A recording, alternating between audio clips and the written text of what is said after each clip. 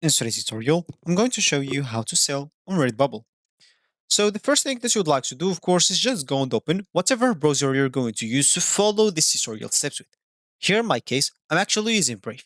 But of course, in your case, you can use any other browser, could be possibly working for you, or whatever browser you have downloaded in your PC. It could be Google Chrome, it could be Opera, Microsoft's Edge, Firefox, even Internet Explorer if it's working for you.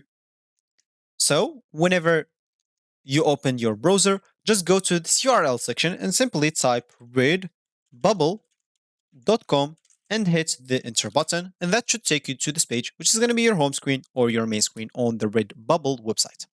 So here you'll have simply to click on login so you can log in into your account if you have an account, and simply enter your email username and then password so you can log in into your account.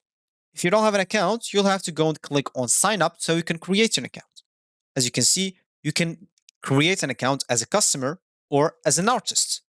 So choose whatever suits you, then simply enter your email, username, and password, and then click on sign up.